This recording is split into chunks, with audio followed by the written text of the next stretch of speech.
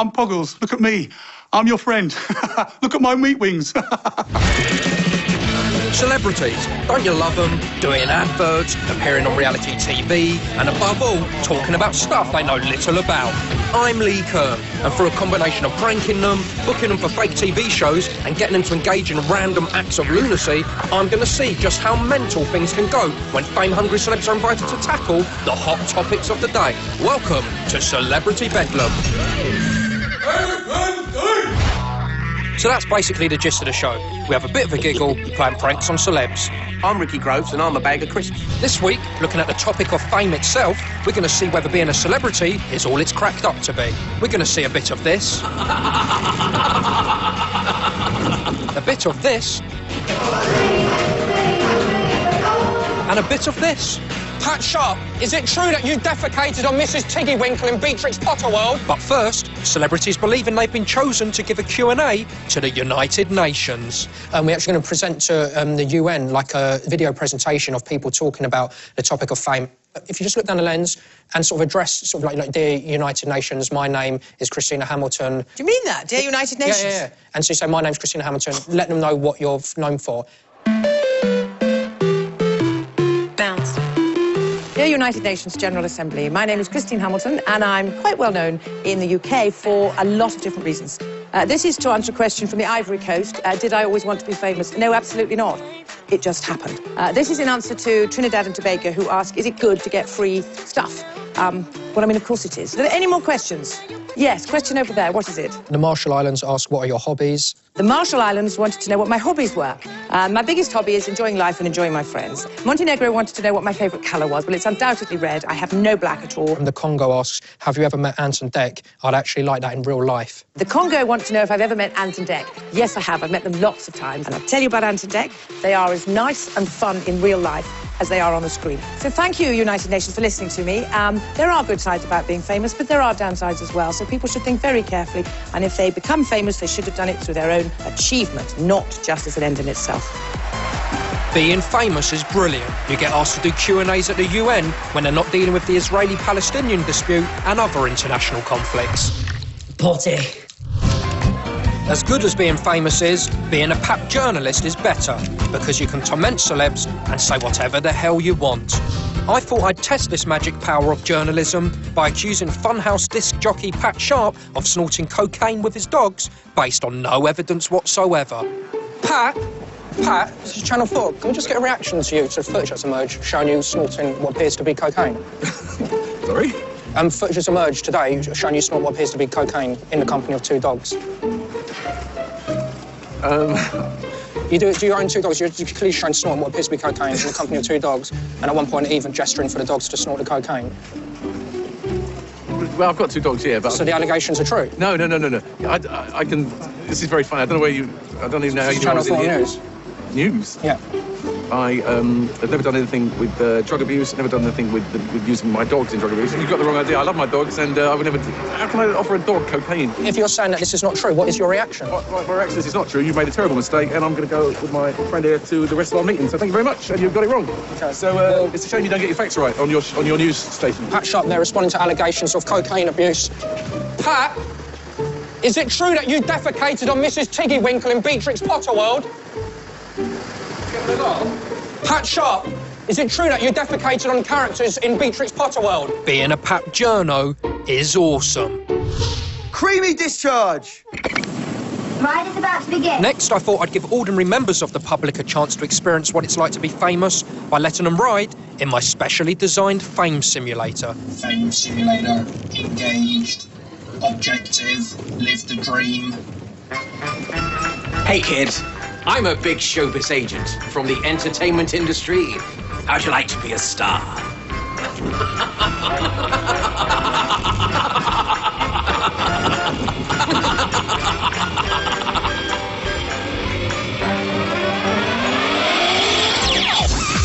Oh yeah, you're amazing, beautiful. Can I have your autograph? Oh my God, I absolutely love you. I would love to sleep with you. Please have sex with me. Hey, I'm a top model. I want to go out with you and be your girlfriend. You're excellent in bed. You have an incredible penis. I don't want this to ever end. This is brilliant. You're absolutely amazing.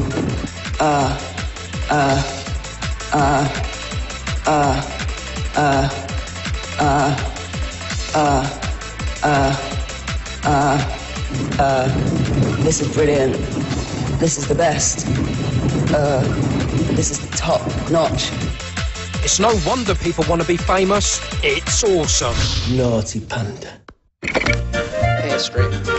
So keen are celebs to stay on the fame ride, they'll often take on any old crap just to be a part of it. I thought I'd see how far they'd be prepared to go by putting on the worst TV show in the world. It was called Desert Island Crisps, a show in which celebs would come on to chat about their favourite flavour crisps. Surely no one would go on such a show. Surely no one would be up for it. Hi, welcome to Desert Island Crisps. Each week a celebrity is washed up with me on my desert island of snacks. Today I'm joined by Lembit Opik, former Lib Dem MP. Tell me, Lembit, if you had to list your top 10 flavours of crisps, what would they be? Smoky bacon, cheese and onion, salt and vinegar, barbecue chicken, possibly ready salted, just on some days. Let's think, gammon. Yep. Cracked pepper ones, the very posh ones you get. Kettle chips. Kettle black chips, pepper. Black pepper. Then, excellent. Then chilli. Then it would be prawn cocktail, and barbecue. Whew. Okay, thanks, Lembit. Well, thank you very much for watching Desert Island Crisps, the show where we chat to celebrities about their favourite crisps. We'll be back with more crisp-based discussion at some later point.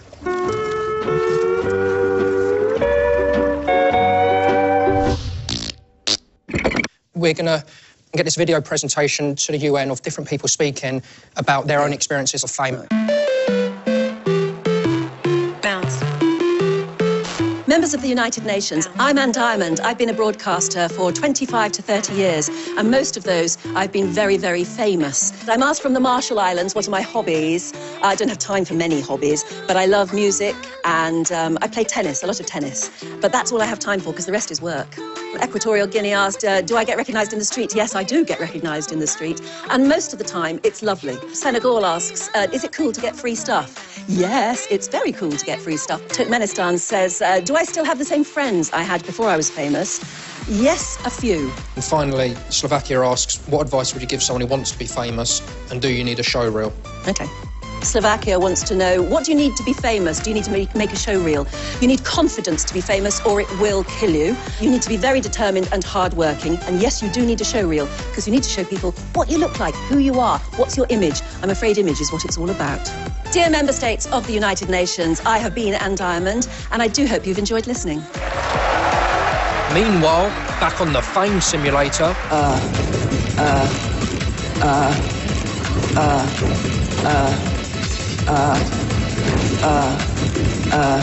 This is brilliant. This is the best. I love you, Tony. You're so famous. Hi, welcome to Desert Island Crisps, the show where we chat to celebrities about their favourite crisps. I'm joined today with Lizzie Condi. Hi, how are you? I'm very well, how are you? Yeah, I'm great. I'm loving all the crisps. Thank you. So, Lizzie, tell me, what sort of crisps did you used to eat as a child? OK, I've always been a bit partial to knick-knacks. OK. And I like a little tang. I love a pickled onion flavour. So, and I also have to say I like skips because they kind of sizzle on your tongue. OK. Well, thank you very much for joining us on Desert Island Crisps. We'll be back at some later point with more crisp-based discussion. Join us in part 2, where Cheryl Baker believes she's reading poems to NASA before a space launch. Hello everyone at NASA, I'm Cheryl Baker and this is Astronaut's Dinner. Where things take a turn for the worse in the Fame Simulator. Look at the fucking state of you fucking junkie. And where Abby Titmus interviews the son of Marilyn Monroe. Such a huge Marilyn Monroe fan. Of course, Monroe never had any kids, but hey-ho, we'll see you then. Welcome back to Lee Kern's Celebrity Bedlam, the show where we explore the hot topics of the day by playing pranks on fame-hungry celebs and getting to take part in fake TV shows. This week, inviting celebs to tackle the topic of fame itself, we've seen them believing they're addressing the United Nations. Tell you about Antidec. They are as nice and fun in real life as they are on the screen. We've had them taking part in the world's crappiest TV show. What sort of crisps did you used to eat as a child? Smoky bacon. And I've allowed members of the public to experience the lifestyle of a celeb in my Fame Simulator. In a bit, Abby Titmus will be interviewing the secret son of Marilyn Monroe. But first, in difficult times, there is only one group of people to call upon: celebrities. They empower the lives of everyone. Their words give comfort and hope. I thought I'd see if Cheryl Baker from Bucks Fizz could give courage to NASA astronauts about to be launched into space. These poems are going to be read at the next NASA space launch and put on big screens. Yeah. Hello, everyone at NASA. I'm Cheryl Baker, and this is Astronaut's Dinner. When I go to space, what will I eat? Space chips, space gravy, space ice lolly, space potatoes, space apples, space fish in sauce, space pie, space sausage and onion, space roast chicken, space egg, space sandwich, space fisherman's pie, space vegetable lasagna, space Stilton, space crackers, space leek and potato soup, space pea and ham soup, space mulligatawny soup, space mini finger food like at parties, space lambuna, space wholemeal bread, space pita bread, space long rolls, space bread like at Turkish restaurants, space sponge cake, space butter, space burgers. 10, 9, 8, 7, 6, 5, 4, 3, 2, 1, blast off! Good luck. With celebrities behind us, we can do anything. I am, of course, Bobby Davo. Next, I decided to honour the children of famous people. So I got in Abby Titmus to interview the offspring of a world-famous celebrity. Abby didn't know who it was yet, but she was about to find out that she was going to interview the son of the most famous and beautiful woman that had ever lived, Marilyn Monroe. As any fan will tell you, Monroe never had any children, but let's see if we can have some fun anyway. Here's my producer Alex revealing to Abby who she's going to interview.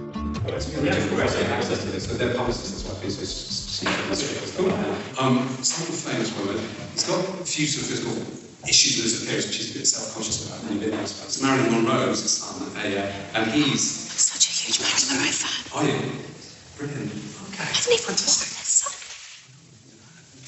They've said. I wish I'd known. Because I never thought of. Fuck. No, it's great, yeah. What's his name?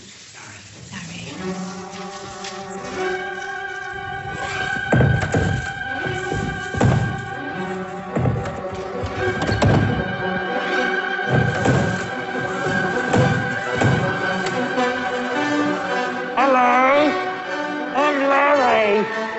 Is this the way to the interview? Sorry I'm late. I was just parking my car. Oh. I'm Larry. My mum was Marilyn Monroe. You're beautiful. Thank you. Just like my mother. Can you just give me a second? I'll be back in a minute. Thank you, darling. Sadly, when Abby saw Larry, the bubble popped. She was just too smart to be tricked by a man in a mask, so stopped filming, which was a shame, because she seemed nice. Whoa. Isn't she lovely? She reminds me of my mum. My mother was never there for me. She was too busy being famous. People often say we have the same eyes.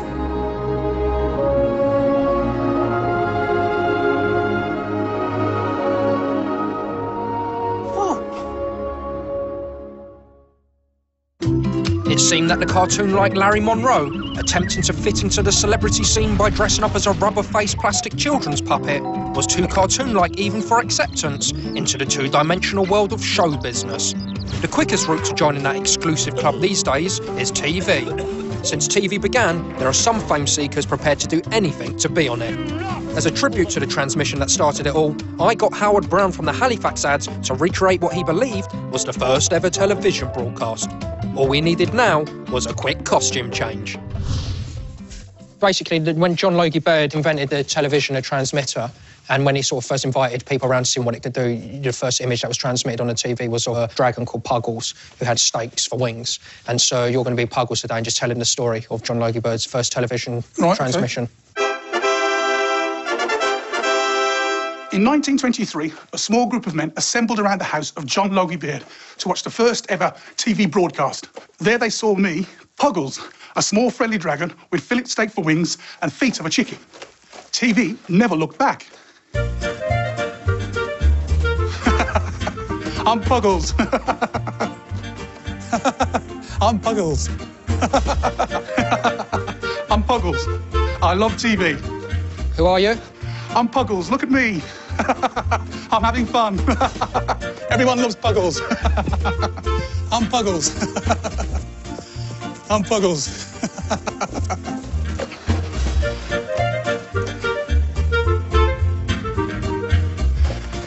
Once again, with his chicken feet and fillet steak wings, that irrepressible Puggles won the nation's hearts.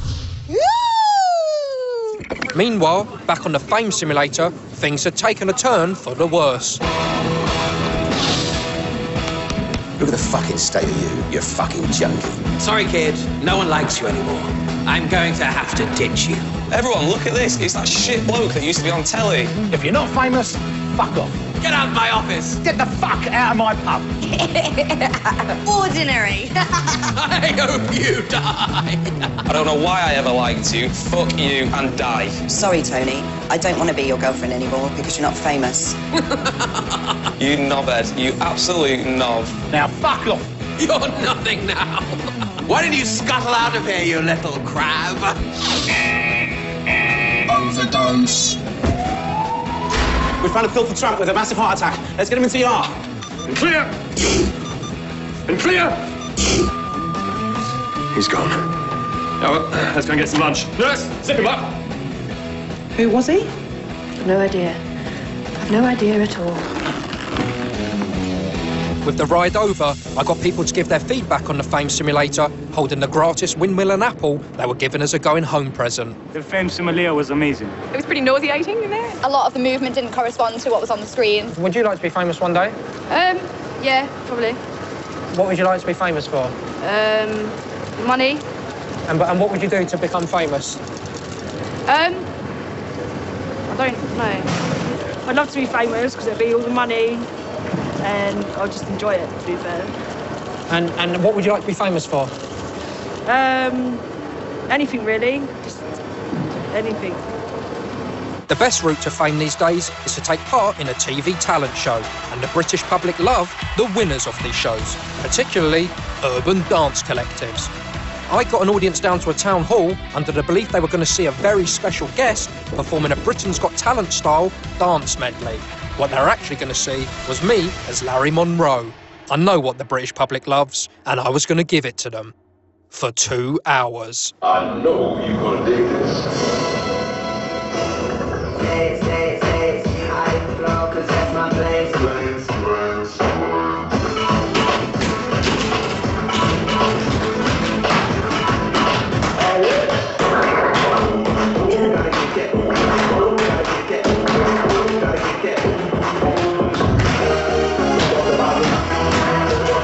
Two hours.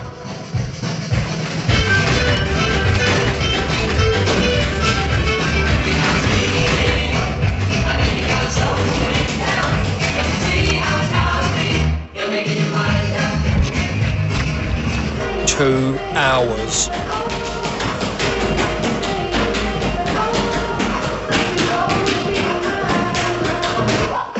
Then, with their eyes on me, something strange started to happen. I was winning the crowd. I was famous. I was famous. I was famous and I didn't have a clue what for. I was living the dream.